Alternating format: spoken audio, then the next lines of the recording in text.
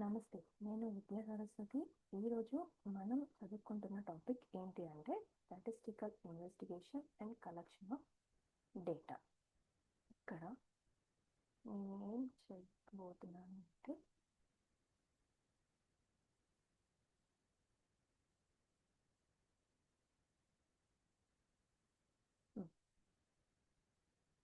మనం ఇప్పుడు రెండో భాగంలో ఉన్నాము. మన పాఠం పేరు గణాంక శోధన మరియు దత్తాంశ సేకరణ. అదే అన్నాను కదా, statistical investigation and collection of data. ఇందులో మనం ఏమేం చదువుకుంటున్నాం, ఏమేం అంశాలు కవర్ చేస్తున్నాం?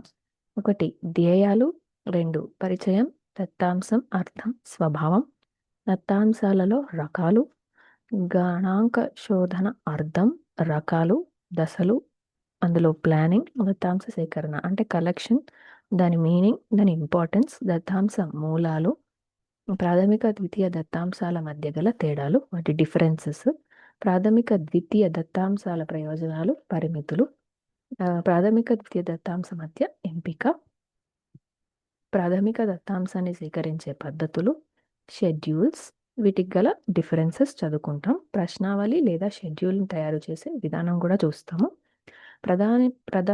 ప్రాథమిక దత్తాంశ సేకరణల పద్ధతులలో తగిన పద్ధతిని ఎంపిక చేయడం. ద్వితీయ దత్తాంశ సేకరణ, ప్రచురిత మూలాలు, ప్రచురితం కాని మూలాలు, ద్వితీయ దత్తాంశాన్ని ఉపయోగించడంలో తీసుకోవాల్సిన జాగ్రత్తలు, దత్తాంశాన్ని ఎడిటింగ్ చేయడం, జనాభా పద్ధతి, ప్రతిచయన పద్ధతి, ప్రతిచయన సిద్ధాంతాలు, గణాంకాల క్రమ సిద్ధాంతం, పెద్ద సంఖ్యల జడత్వ సిద్ధాంతం, అయాదృచిత ప్రతిచయన పద్ధతి, గణాంక దోషాలు, ప్రతిచయన దోషాలు, అప్రతిచయన దోషాలు. సారాంశం, అవగాహన ప్రశ్నలు, మాదిరి ప్రశ్నలు, పద కోసం చదవదగిన ఇతర రచనలు అంటే రిఫరెన్సెస్. ఇవన్నీ మనం ఈ పాఠంలో మనం నేర్చుకోబోతున్నాం. ధ్యేయాలు అంటే మనం ఈ పాఠం ఎందుకు చదువుతున్నాం, ఈ పాఠం యొక్క ఆబ్జెక్టివ్ ఏంటి అనేది మనకి ఇక్కడ మనం నేర్చుకుంటాం. సో పరిచయం అంటే ఏంటి? అసలు మనం చదివే టాపిక్ పేరే statistical investigation and collection of data. So దీనికి మనం ఏం ఇంట్రొడక్షన్ ఇస్తాము? దత్తాంశం అనే పదం సంఖ్యాత్మక విషయాలను తెలియజేస్తుంది. ఈ సంఖ్యాత్మక విషయాలను తెలియజేస్తుంది. ఈ సంఖ్యాత్మక విషయాలను గణాంక శోధన ద్వారా సేకరిస్తాం. గణాంక శోధనలో కనుగొన్న విషయాలను ఉపయోగం అలా సేకరించి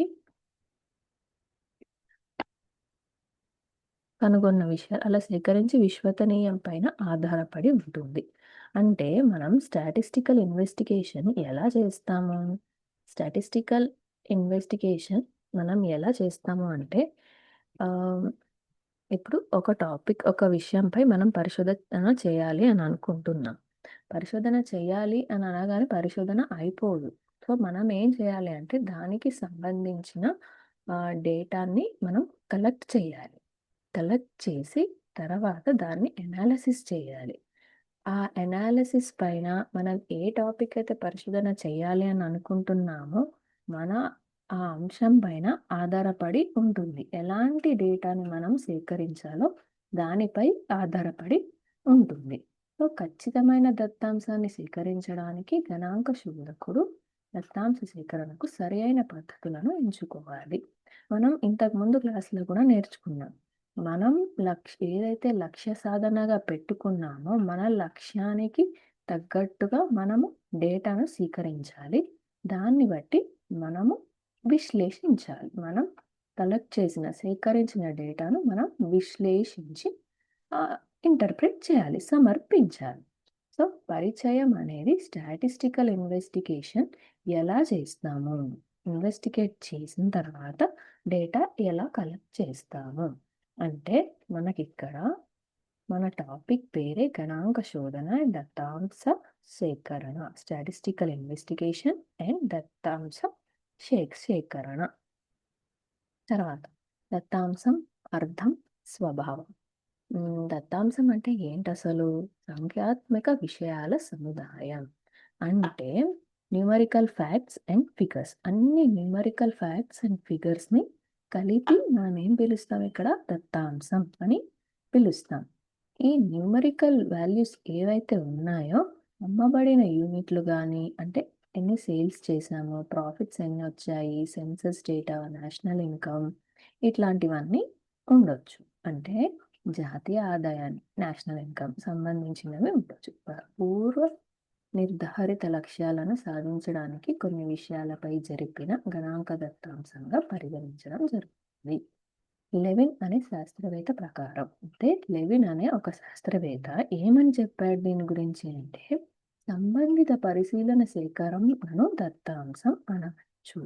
అంటే మనము ఏ అంశంపై మనం లక్ష్య సాధనగా పెట్టుకొని డేటాను సేకరిస్తామో ఆ సంబంధిత పరిశీలన సేకరణకు దత్తాంశం అనవచ్చు. తర్వాత దత్తాంశం గణాంక శాస్త్రంలో అత్యంత ప్రాముఖ్యతను పొందుతుంది. దత్తాంశం అంటే కలెక్షన్ ఆఫ్ డేటా. మనం ఏ విషయంలో అయితే పరిశోధన చేయాలి అని అనుకుంటున్నామో దానికి సంబంధించి మనం డేటాను కలెక్ట్ చేస్తాము. దాంట్లో ఆ కలెక్ట్ చేసే విధం మనకి గణాంక శాస్త్రంలో చెప్పబడుతుంది. కనుక గణాంక శాస్త్రం మన పరిశోధన విభాగంలో చాలా విశిష్టత, ప్రాముఖ్యతను కలిగి ఉంటుంది. అందుకు కారణం అన్ని గణాంక నిర్ణయాలను సంఖ్యాపూర్వక విషయాలను అంకెల ఆధారంగా తీసుకోవడం. గణాంకం అంటేనే సంఖ్యల ఆధారంగా మనం అనాలిసిస్ చేసి సమర్పిస్తాం, రిపోర్ట్ చేస్తాం, ఇంటర్ప్రెట్ చేస్తాం. తర్వాత దత్తాంశ రకాలు అంటే టైప్స్ ఆఫ్ డేటాస్. ఇవి ఎన్ని టైప్స్ ఉంటాయి? దత్తాంశం ఏంటి అంటే పరిమాణాత్మకమైన కానీ గుణాత్మకమైన డేటా కానీ ఉండొచ్చు. అంటే qualitative data and quantitative data అని అనవచ్చు. పరిమాణాత్మక విషయాలను సంబంధించిన దత్తాంశాన్ని ప్రత్యక్షంగా కొలవవచ్చు. అంటే క్వాంటిటేటివ్ డేటా ఏదైతే ఉందో వాటిని డైరెక్ట్గా మనం మెజర్ చేయొచ్చు. అలా కాకుండా సంఖ్యాత్మక అంశాలను లెక్కించవచ్చు. న్యూమరికల్గా ఏవైతే మనం చెప్తామో వాటిని కూడా మనం మెజర్ చేయొచ్చు. గుణాత్మక విషయాలను సంబంధించిన దత్తాంశాన్ని అంటే క్వాలిటేటివ్ సంబంధించిన డేటాకి మనం మెజర్ చేయలేము. పరోక్షంగా దానిని పరిమాణాత్మకం అని చెప్పవచ్చు. గుణాత్మక దత్తాంశాన్ని అధ్యయనం చేస్తున్నప్పుడు ఆ ప్రత్యేక లక్షణం ఉన్నదా లేదా అనేది మాత్రం మనం గుర్తించడం జరుగుతుంది. ఏదైనా అనాలిసిస్ చేసేటప్పుడు మనం రెండు గమనిస్తాం. ఒకటి పరిమాణాత్మకం, ఇంకొకటి గుణాత్మకం. Qualitative, quantitative. ఏదైనా అనాలిసిస్ చేసేటప్పుడు మనం ఇది క్వాలిటేటివ్ డేటానా, క్వాంటిటేటివ్ డేటానా అని మనం అనాలిసిస్ మాత్రం చేస్తాం. అలా గుర్తించి మనం అనాలిసిస్ మొదలు పెడతాం, అంటే విశ్లేషణ మొదలు పెడతాం. అయితే ఇక్కడ ఐశ్వర్యం, బీదరికం, తెలివితేటలు ఇలాంటివి పరిమాణాత్మక దత్తాంశానికి ఉదాహరణ. అంటే క్వాలిటేటివ్ డేటాకి ఇవి ఎగ్జాంపుల్స్ అన్నమాట. పరిమాణాత్మక దత్తాంశం యూనివేరియేట్, బైవేరియేట్, మల్టీవేరియేట్ అయ్యి ఉండవచ్చు. అంటే క్వాంటిటేటివ్ డేటా అన్నమాట. సో ఏకచల రాశికి వర్ణించగా బైవేరియేట్, మల్టీవేరియేట్ రెండు లెక్క అంతకు మించి చల రాశులను వర్ణిస్తాయి. అంటే ఒక్క వేరియబుల్ ఉంటే సింగిల్ యూనివేరియేట్, రెండు ఉంటే బైవేరియేట్, అంతకన్నా ఎక్కువ ఉంటే మల్టీవేరియేట్. ఫర్ ఎగ్జాంపుల్ పబ్లిక్ రంగంలో కంపెనీలలో లాభాలను యూనివేరియేట్ దత్తాంశంగా పేర్కొనవచ్చు. అంటే ప్రాఫిట్ అనేది ఒక సెగ్మెంట్, సో దాన్ని మనం యూనివేరియేట్గా పిలుస్తాం. ప్రతి ఒక్క వస్తువు ఉత్పత్తి అంటే ప్రొడక్ట్ సంబంధించిన దాంట్లో వేరియస్ టైప్స్ ఆఫ్ ప్రొడక్ట్స్ మనం ప్రొడ్యూస్ చేస్తుండొచ్చు, కాబట్టి మనం దాన్ని బైవేరియేట్ అని పిలుస్తాం. దత్తాంశానికి ఉదాహరణగా పరిగణించవచ్చు. ప్రాఫిట్ అండ్ ప్రొడక్టివిటీ ఈ రెండు యూనివేరియేట్ అండ్ బైవేరియేట్కి ఎగ్జాంపుల్స్గా మనం తీసుకోవచ్చు. తర్వాత ఒక వస్తువు ధర, సప్లై, డిమాండ్లు సంబంధిత అంశాన్ని మనం మల్టీవేరియేట్గా పిలుస్తాం. అంటే బహుళ చలరాశిగా గుర్తిస్తారు. అంటే దీంట్లో మనం వస్తువు అంటే ప్రోడక్ట్, ధర, ప్రైస్, సప్లై, డిమాండ్ వీటన్నిటిని మనం పరిగణలోకి తీసుకుంటే ఒక పరిశోధనలో దాన్ని మనం మల్టీవేరియేట్గా పరిగణిస్తాం అన్నమాట. సో ఇప్పుడు మనం దత్తాంశాలలో రకాలు ఏమేం చదువుకున్నాము? Qualitative data and quantitative data. Qualitative డేటాని మనం మెజర్ చేయలేము, క్వాంటిటేటివ్ డేటాని మనం మెజర్ చేస్తాము.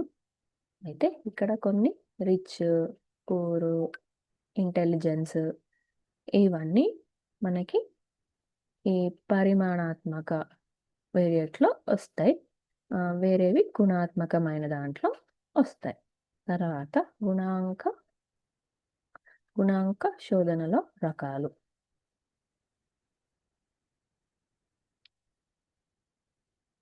అంటే టైప్స్ ఆఫ్ స్టాటిస్టికల్ ఇన్వెస్టిగేషన్. గుణాంక శోధన రకాలు అంటే టైప్స్ ఆఫ్ స్టాటిస్టికల్ ఇన్వెస్టిగేషన్. దీంట్లో ఎన్ని టైప్స్ ఉన్నాయి మనం చదువుకుంటాం కదా. Direct, indirect, initial, repetitive, regular, ad hoc, confidential, open అని. ఇక్కడ మనము ప్రత్యక్ష, పరోక్ష, డైరెక్ట్ అండ్ ఇండైరెక్ట్ ఇన్వెస్టిగేషన్. తర్వాత ప్రాథమిక, పునరావృత విచారణలు, ఇనిషియల్ అండ్ రిపిటేటివ్, క్రమ లేదా తాత్కాలిక, regular or ad hoc, confidential or open, అధికారిక, అనాధికారిక, పాక్షికాధికారి విచారణలు, విస్తృత లేక పరిమిత విచారణలు, పైలట్ విచారణ లేదా సమగ్రమైన విచారణ.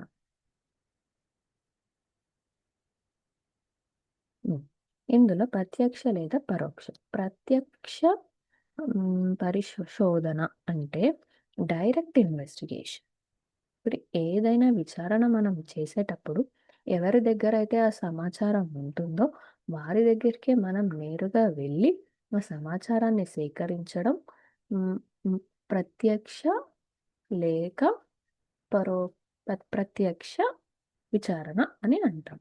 అలా కాకుండా మిడిల్ మెన్ ద్వారా, మూడో వ్యక్తుల ద్వారా ఆ సమాచారాన్ని మనం సేకరిస్తే దాన్ని మనం పరోక్ష విచారణ అంటాం.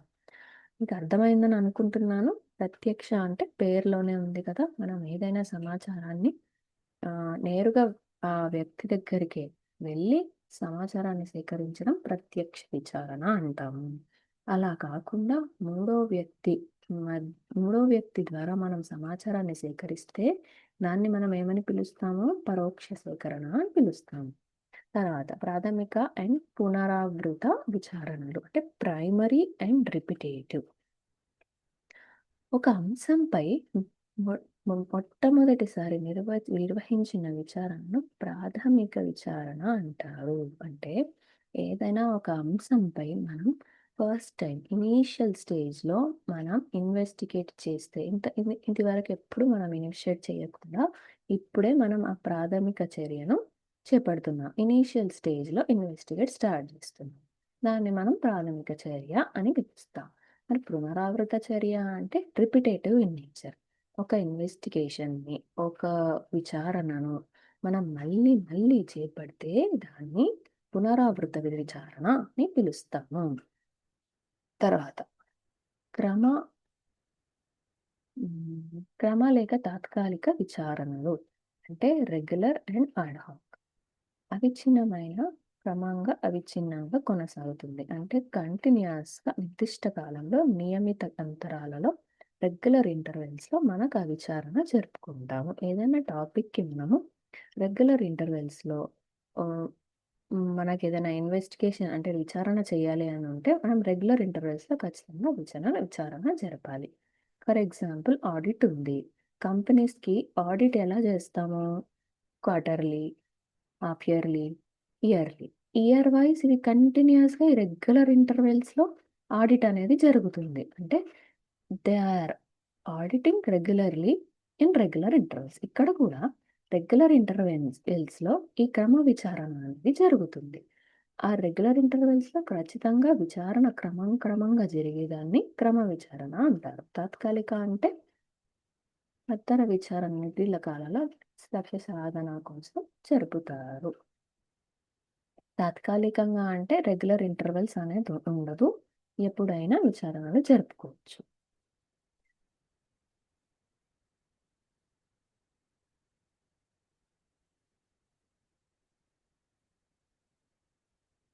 రహస్య లేక బహిర్గత విచారణలు.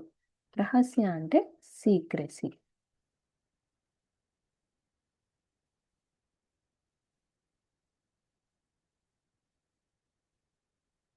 రహస్య విచారణ చాలా గోప్యంగా నిర్వహిస్తారు. చాలా సీక్రెట్‌గా ఉంచుతారు. పోతే బహిర్గత విచారణను బయటకి చెప్తారు. Which is not going to maintain secrecy. అధికారిక, అనాధికారిక, పాక్షికాధికారిక శోధనలు. అంటే official and non official and semi official. ప్రభుత్వం తరపున జరిగే శోధనలు అధికారిక శోధనలు అవుతాయి. ఈ శోధనలో సమాచారాన్ని తప్పనిసరిగా అందించేటట్లు సమాచారకులపై ప్రభుత్వం ఒత్తిడి కూడా తేగలదు. ఇప్పుడు ప్రభుత్వం ఏదైనా టాపిక్ పైన, ఏదైనా అంశం పైన పరిశోధన చేయాలి అని అనుకుంటే తప్పనిసరి అధికారులకు ఒత్తిడిని తీసుకొస్తుంది. ఎవరైతే చెయ్యాలో వాళ్ళపై ఒత్తిడి చేస్తుంది. సో వాళ్ళేం చేస్తారు అంటే ప్రభుత్వం అధికారులు ఎవరైతే ఉన్నారో ఆ డేటా సేకరించడానికి విచారణ చేపడతారు. అధికారికంగా వస్తుంది కాబట్టి దాన్ని అధికారిక శోధన అని అంటారు. కొన్ని చట్టాలు సమాచారం అందించే వ్యక్తులపై నిబంధనలపై విధించడం జరుగుతుంది. అందువల్ల సమాచారం ఎవరి నుండి రాబట్టలేనన్నా రాబట్టవచ్చు. కొన్ని చట్టాలు కూడా సమాచారాన్ని కొంతమంది సమాచారం ఇవ్వకపోతే, అందించకపోతే కొన్ని చట్టాలు ఏం చేస్తున్నాయి? వ్యక్తులపై నిబంధనలు విధించడం జరిగింది. కాబట్టి సమాచారం ఎవరి నుండి రాబట్టలేనన్నా రాబట్టవచ్చు. అట్లా రాబట్టలేని వాళ్ళు ఉంటే చట్టాల వల్ల ఈ చట్టాలను ఉపయోగించుకొని మనం ఏ డేటానైనా సరే రాబట్టొచ్చు. ప్రభుత్వం పెద్ద మొత్తాలను ఖర్చు పెట్టిన సామర్థ్యాన్ని కలిగి ఉంటుంది కనుక ఈ శోధనలను బట్టి స్వభావం కూడా విస్తారంగా ఉంటాయి. దత్తాంశాలను రాబట్టడంలో వివిధ సమస్యలు కూడా ఎదురవుతాయి. రాబట్టడంలో కొన్ని సమస్యలు ఎదురవుతాయి. దాంట్లో ప్రభుత్వ పోషణ కింద పనిచేసే విశ్వవిద్యాలయాలు, సంస్థల వంటి సంస్థలు దర్యాప్తు చేసే శోధన అంటే ఇన్వెస్టిగేషన్, పాక్షిక అధికారిక శోధన అంటారు. ఇది అధికారిక అంటే అధికారులచే చేపట్టే విచారణ. అనాధికారిక అంటే అన్అఫీషియల్ డేటా. కొంతమంది డేటా రాబట్టలేము అనుకున్న వాళ్ళ దగ్గర మనం ఏం చేస్తాము అంటే చట్టాలను ఉపయోగించుకొని అనధికారిక డేటా ఎట్లా రావాలో అట్లా రాబట్టుకుంటాము. తర్వాత ప్రభుత్వ పోషణ అంటే ప్యాటర్నింగ్. ఈ కింద పనిచేసే విశ్వవిద్యాలయాలు దర్యాప్తు ఇన్వెస్టిగేషన్. ఈ ఇన్వెస్టిగేషన్ని పాక్షిక అధికారిక పరిశోధన అంటారు. నెక్స్ట్ విస్తృత లేక పరిమిత శోధనలు అంటే ఎక్స్టెన్సివ్ ఆర్ లిమిటెడ్ అన్నట్టు. వేరే వేరే వ్యవహారాలు చాలా విస్తీర్ణంగా శోధకుడు జరిపినప్పుడు అది విస్తృత పరిశోధన అవుతుంది. అంటే ఒక పరిశోధకుడు ఎవరైతే ఉన్నారో తదుపరి అంశాలపై విచారణ జరిపినప్పుడు దాన్ని విస్తృత పరిశోధన అంటారు. కొన్ని వ్యవహారాలు మాత్రమే పరిగణలోకి తీసుకుంటే అది పరిమిత శోధన అవుతుంది. అంటే లిమిటెడ్ రీసెర్చ్ అవుతుంది. మనం లిమిటేషన్స్ పెట్టుకుంటే అది లిమిటెడ్ రీసెర్చ్గా మారుతుంది. లేదు నేను అంశాలపై పరిశోధన చేస్తున్నాను అనుకుంటే దాన్ని మనం విస్తృత పరిశోధన అంటారు. తర్వాత పైలట్ అండ్ కాంప్రహెన్సివ్ విచారణ అంటే సంక్షిప్త సమగ్రమైన ఈ రెండు విచారణలు ఉంటాయి. సమగ్ర చేపట్టడం జరిగింది. దీని ద్వారా శోధన చేసేటప్పుడు ఎదురయ్యే సమస్యలను అర్థం చేసుకోవడం జరుగుతుంది. పరిశోధన చేసే సమయంలో ఈ పైలట్ శోధన వల్ల ఏమేమి ఇబ్బందులు ఎదురవుతాయో అవి మనం తెలుసుకుంటాం. కాగా సమగ్ర శోధనలో శోధన ధ్యేయాన్ని సాధించడానికి అవసరమైన కూలంకష అధ్యయనం చేయడం జరుగుతుంది. అయితే పైన వివరించిన వివిధ శోధనలలో ఒకదానికొకటి సంబంధం లేని స్వతంత్రమైనవి కావు. విచారణ పరిధిని బట్టి, స్వభావాన్ని బట్టి, వనరుల అందుబాటుని బట్టి ఈ శోధనను ఒకదానికొకటి మార్చుకోవచ్చు.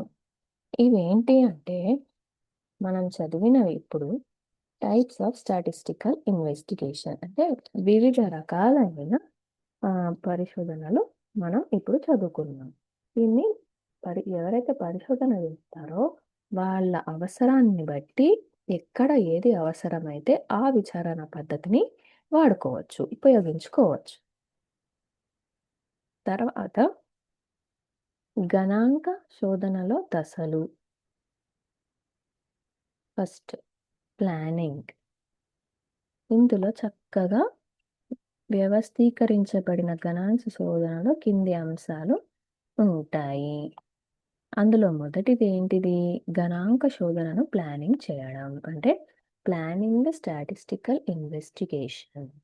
స్టాటిస్టికల్ ఇన్వెస్టిగేషన్ మనం ఎలా ప్లాన్ చేసుకోవాలి అనేది ఈ మొదటి దాంట్లో మనం నేర్చుకుంటాం.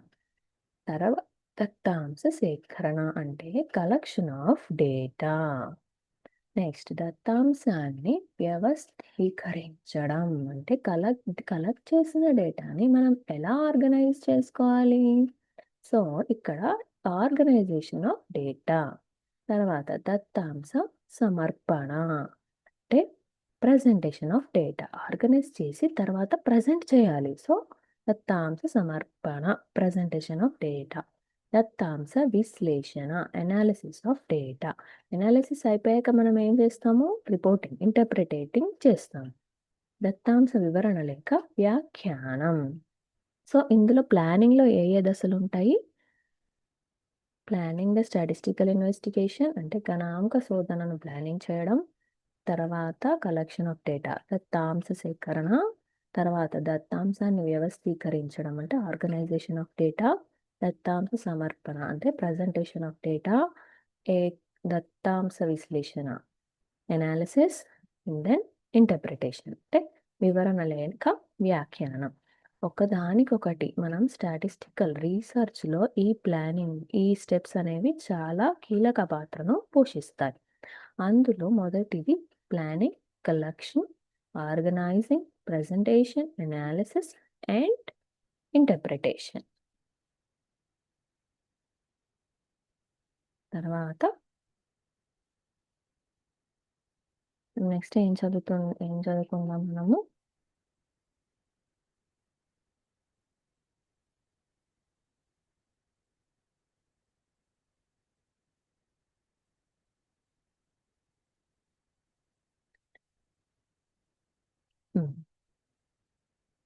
నిర్ణయాలు తీసుకోవడమే కాక సమస్యపూర్వకమైన పరిస్థితులను సరైన దృక్పథంలో అర్థం చేసుకునేందుకు వీలవుతుంది. శోధనను కింది విధంగా ప్లానింగ్ చేసుకోవచ్చు. ఒక పరిశోధనను ఎలా ప్లానింగ్ చేసుకోవాలి అనేది ఇక్కడ ఇచ్చారు. ఎలా ప్లానింగ్ చేసుకుంటాం మనము? పైన స్టెప్స్ ఫాలో అయ్యి ఫస్ట్ ఏం చేస్తాం మనము? శోధన ఉద్దేశాన్ని, పరిధిని నిర్వహించడం, అంటే ఒక ఇన్వెస్టిగేషన్ చేసేటప్పుడు దాని ఆబ్జెక్టివ్ ఏంటి, దాని స్కోప్ ఏంటి అని మనం ముందుగా డిసైడ్ చేసుకోవాలి. ఫర్ ఎగ్జాంపుల్ మనం ఈ టాపికే మొదలు పెట్టాం, ఈ స్టాటిస్టిక్స్, బిజినెస్ స్టాటిస్టిక్స్, ఈ గణాంక శాస్త్రాన్ని ఎలా మొదలు పెట్టాము? ప్రతి ఒక్క భాగము మనము లెసన్ ఆబ్జెక్టివ్స్, ఈ ధ్యేయాలు అనే వాటితో మొదలు పెడతాం. అలా ఎలా అయితే మొదలు పెడుతున్నామో ఈ పరిశోధన కూడా మనం మొదలు పెట్టేటప్పుడు మొదటిగా మనము శోధన ఉద్దేశం and objective and scope of our analysis or ఇన్వెస్టిగేషన్ని మనం డిఫైన్ చేసుకోవాలి. తర్వాత స్టెప్ వివిధ అంశాలను నిర్దిష్టపరచడం, వేరియస్ ఆబ్జెక్ట్స్ని మనం స్పెసిఫై చేసుకోవాలి. ఏ ఐటమ్స్ అయితే మనం విచారించాలనుకుంటున్నామో వాటిని మనం స్పెసిఫికేషన్ చేసుకోవాలి. సమాచార వనరుల గురించి నిర్ణయం, మనం ఏ అంశంపై అయితే శోధన చేయాలని అనుకుంటున్నామో వాటికి సంబంధించిన సమాచార వనరులు, అంటే డేటా సోర్సెస్ గురించి మనం డెసిషన్ తీసుకోవాలి, నిర్ణయం తీసుకోవాలి. అంతిమ ఫలితాలలో కావాల్సిన యథార్థను నిర్ణయించడం. ఎండింగ్లో మనకి ఏ రిజల్ట్స్ అయితే కావాలో ఆ పద్ధతులను, ఆ ఫలితాలను మనం ఆ పద్ధతులలో వచ్చే నిజం ఎంతుందో మనం నిర్ణయించుకోవాలి. దత్తాంశాన్ని సేకరించే పద్ధతిని నిర్ణయించడం, అంటే ఏ రకమైన పద్ధతిని ఉపయోగించి మనము ఈ డేటాని కలెక్ట్ చేస్తాము. ఈ 5 పద్ధతులను ఉపయోగించి మనము శోధనను ప్లానింగ్ చేసుకోవచ్చు.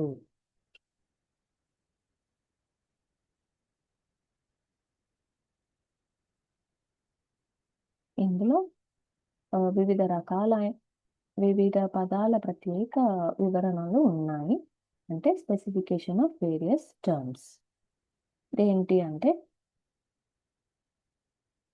ఒక కార్మికుడు ఉన్నాడు. అతను నిర్వచనంలో తాత్కాలిక కార్మికుడు అంటే టెంపరరీ ఎంప్లాయీ. మరొక దశలో చేర్చకపోతే పోయినట్లే.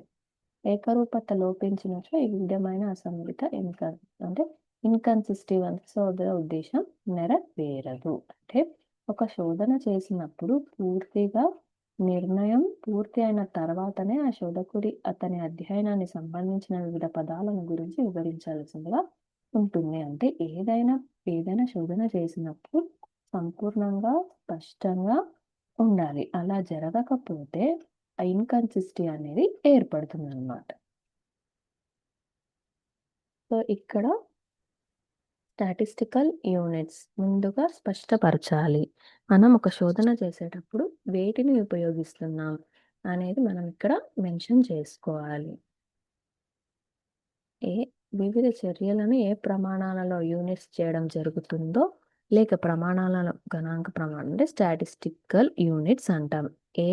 ఏదైతే ఏ టాపిక్ మీద అయితే మనం రీసెర్చ్ చేయాలనుకుంటున్నామో ఆ వేరియబుల్స్ మనం నిర్ణయించుకోవాలి. వాటిని మనం స్టాటిస్టికల్ యూనిట్స్ అని పిలుస్తాము. గణాంక ప్రమాణాన్ని స్పష్టంగా నిర్వహించడం వల్ల అనర్థాలకు దారితీయడం, దత్తాంశంలో ఏకరూపత అంటే హోమోజినిటీ సాధించడానికి వీలవుతుంది. ఇది అర్థవంతమైన తారతమ్య అంటే కంపారిజన్స్ చేయడానికి యూజ్ అవుతుంది. పరిమాణము అంటే యూనిట్స్ నిర్వహించాల్సిన అవసరం గుణాత్మక దత్తాంశ ఎక్కువగా ఉంటుంది. ఎందువలన అనగా గుణాత్మక దత్తాంశకు ప్రమాణ సూచనలే కెనోటేషన్స్ ఉండవు, అంటే అక్షిప్తములు ఉండవు. సో ఇక్కడ మనం ఏం చదువుకుంటున్నాం ఇక్కడ అంటే ఈ పటం ద్వారా గుణాంక ప్రమాణాలు అంటే సేకరణ ప్రమాణాలు, విశ్లేషణ వ్యాఖ్యాన ప్రమాణాలు అంటే ఇందులో యూనిట్స్ ఆఫ్ కలెక్షన్, ఇక్కడ units of analysis and interpretation. ఇందులో సాధారణ ప్రమాణాలు, సంయుక్త ప్రమాణాలు, సంకీర్ణ ప్రమాణాలు. సేకరణ ప్రమాణాలు అంటే ప్రత్యక్ష వివరణకు అనుగుణంగా దత్తాంశాన్ని ఏ నమూనాలో సేకరించినది, కొలచినది, నమోదు చేసినది తెలియజేస్తాయి. అంటే స్పెసిఫికల్లీ మనం ఏదైతే ఏ ఉద్దేశాన్ని అయితే కలిగి ఉంటామో ఆ పరిమాణాన్ని మనకిది తెలియజేస్తుంది. అంటే సేకరణ ప్రమాణాలు అంటే ప్రత్యేకంగా స్పెసిఫికల్లీ మనం ఏ డేటాని అయితే కలెక్ట్ చేయాలి, సేకరించాలనుకుంటున్నామో వాటిని ఇది డిఫైన్ చేస్తుంది అన్నమాట. సేకరణ ప్రమాణాలు సాధారణ, సంయుక్త, సంకీర్ణ ప్రమాణాలై ఉండవచ్చు. మంచి గణాంక ప్రమాణంకి కింది లక్షణాలు ఉండాలి. అది సాధారణమైంది, స్పష్టంగా ఉండాలి, అంటే క్లియర్ అండ్ క్లారిటీగా ఉండాలి. తర్వాత శోధన ఉద్దేశానికి పరిధికి తగినదై ఉండాలి. మనం ఏదైతే శోధన చేయాలనుకుంటున్నామో ఆ ఆబ్జెక్టివ్కి, ఆ ఎక్స్టెంట్, ఆ పరిధికి తగిన దానిగా ఉండాలి.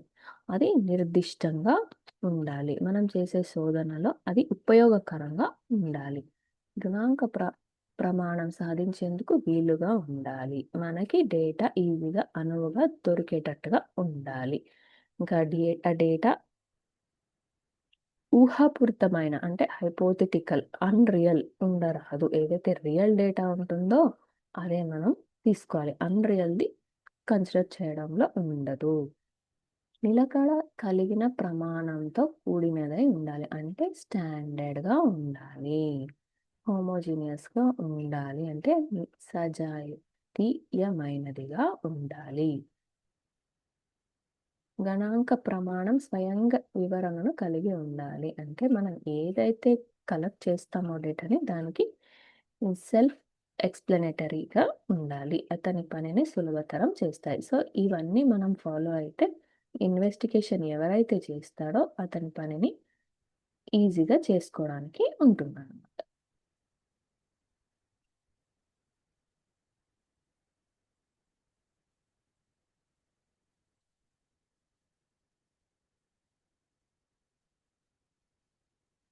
అంతిమ ఫలితాలలో కావాల్సిన ఖచ్చితత్వం. అంటే ఎండ్ ఆఫ్ ద రిజల్ట్ అంటే శోధన ఆహ్, అయిపోయే టైంలో, ముగించే టైంలో మనకు కావాల్సిన ఖచ్చితత్వం అనేది ఉండాలి. దత్తాంశ సేకరణ పద్ధతులు. అంటే డేటా ఎలా కలెక్ట్ చేస్తామో ఆ పద్ధతి. ప్లానింగ్‌లో ఆఖరి దత్తాంశ సేకరణ పద్ధతులు నిర్ణయించడం. ఈ దశను దత్తాంశంలో ఏ పద్ధతి నిర్ణయించవలసి ఉంటుంది. ముఖ్యంగా 2 పద్ధతులు. ఒకటి సెన్సస్ మెథడ్, 2 శాంప్లింగ్ మెథడ్. ఇందులో 2 పద్ధతులు ఉంటాయి. ఒకటి జనాభా లెక్కల పద్ధతి, 2 ప్రతిచయన పద్ధతి అంటే శాంప్లింగ్ పద్ధతి. సెన్సస్ మెథడ్ అనేది జనాభా లెక్కింపు పద్ధతి అని అనకూడదు. మనం వాడుకలో జనాభా లెక్కలు అనగానే సెన్సస్ అనే వాడతాము. కానీ వాస్తవానికి అది జనాభా లెక్కింపు అని అనకూడదు. ఈ పద్ధతిలో యూనివర్స్ ప్రతి యూనిట్‌ని అనుగుణలోకి తీసుకొని దత్తాంశ సేకరణ చేస్తాం. ఈ సెన్సస్ మెథడ్‌లో మనం ప్రతి ఒక్క యూనిట్‌ని, ప్రతి ఒక్క అంశాన్ని పరిగణలోకి తీసుకొని డేటా సేకరిస్తాం. తర్వాత ఇక్కడ హాంబర్గ్ ప్రకారం అతను ఏం చెప్పాడంటే, ఒక సమూహంలో ఉన్న గణాంక విచారణ పరిధిలోకి వచ్చే అన్ని అంశాలను పరిగణలోకి తీసుకునే పద్ధతిని జనాభా పద్ధతి అంటారు. అంటే జనాభాను లెక్కించేది సెన్సస్ మెథడ్ అని అర్థం కాదు ఇక్కడ. సెన్సస్ మెథడ్ అంటే మనం ఏదో ఒక శోధన చేస్తున్నప్పుడు ఆ శోధన ఆ సమూహంలో వేరే వేరే అంటే విభిన్నమైన గణాంకాలు ఉంటాయి. ఆ విభిన్నమైన గణాంకాలను మనం పరిశోధించడమే ఈ సెన్సస్ మెథడ్ అన్నమాట. కాగా ప్రతిచయన సార్వత్రికంలో యూనివర్స్ కొన్ని అంశాలు మాత్రమే అధ్యయనం చేయడం జరుగుతుంది. అంటే శాంప్లింగ్ మెథడ్‌లో కొన్ని అంశాలు మాత్రమే చేయడం జరుగుతుంది. ఈ విధంగా ఎంపిక చేసిన అంశాలను మాత్రమే అధ్యయనం చేస్తాము.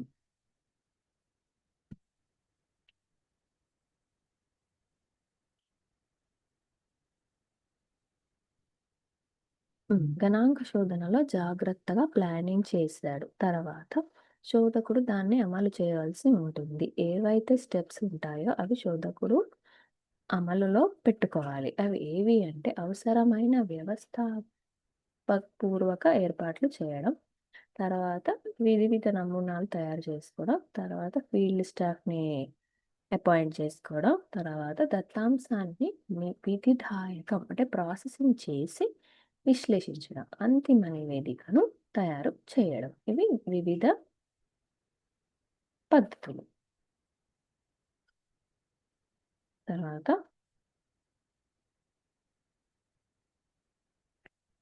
హ్మ్. అంతిమ నివేదికను తయారు చేయడంలో మళ్ళీ మీకు ఈ కింది విషయాలు మనం గుర్తుంచుకోవాలి. ఈ కింది విషయాలు గుర్తుంచుకోవాలి. సర్వే ఎందుకు చేస్తున్నామనేది, పరిధిని వర్ణించడం గానీ, శోధన కల్పన, సమాచార సేకరణ కానీ, గణాంక విశ్లేషణలు, ఫలితాల గణనలు, యథార్థ స్థాయి అంటే డిగ్రీ ఆఫ్ అక్యురసీ అంటే మనం కలెక్ట్ చేసిన దాంట్లో ఎంతవరకు నిజముంది, ఎంతవరకు అక్యురసీ ఉన్నది అని. సిబ్బంది యంత్రాలను, తారతమ్యాలను, రిఫరెన్స్ సూచికలు ఎక్కడి నుంచి తీసుకుంటున్నాము, ఏం డిఫరెన్సెస్ ఉన్నాయి అవన్నీ మనం ఇందులో క్లియర్‌గా మెన్షన్ చేసి ఇంటర్ప్రిట్ చేసుకోవాలి. సో, అవగాహన ప్రశ్న అంటే మంచి గణాంక ప్రమాణానికి ఉండాల్సిన లక్షణాలు ఏవి? మనం పైన ఇంత చదువుకున్నాం గదా! దాంట్లో నుంచి మనకి ఏం అర్థమైందో ఈ క్వెషన్‌ని బట్టి మనం ఆన్సర్ చేసుకోవచ్చు. మనం సెల్ఫ్ అసెస్మెంట్ చేసుకోవచ్చన్నమాట.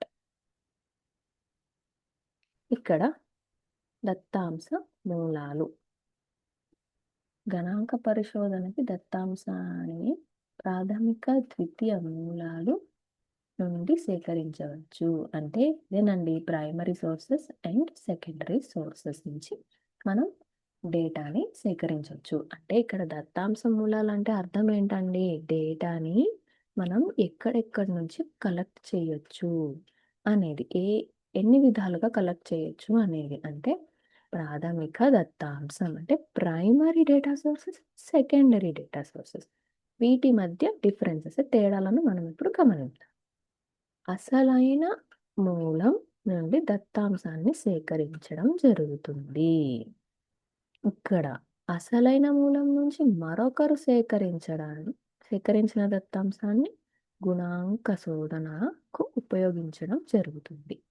దత్తాంశ అంటే ఫస్ట్ దాంట్లో ఏంటి, డైరెక్ట్గా ఏదైతే యాక్చువల్గా ఒరిజినల్ డేటా ఉంటుందో అదే మనం సేకరిస్తాం.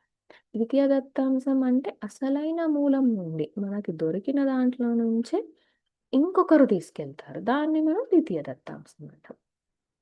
దత్తాంశం దాని రూపంలో మౌలిక స్వభావం కలిగి ఉంటుంది. ఇక్కడ దత్తాంశం శుద్ధి చేసిన రూపంలో ఉంటుంది. ఇక్కడ శోధన ఉద్దేశాన్ని దృష్టిలో ఉంచుకొని మనం శోధన చేయాలి. ఇక్కడ ఉపయోగించిన ప్రమాణాలంటే యూనిట్స్, నిర్వచనాలను గణాంక శోధన ఉద్దేశాన్ని స్వీకరించాల్సి ఉంటుంది.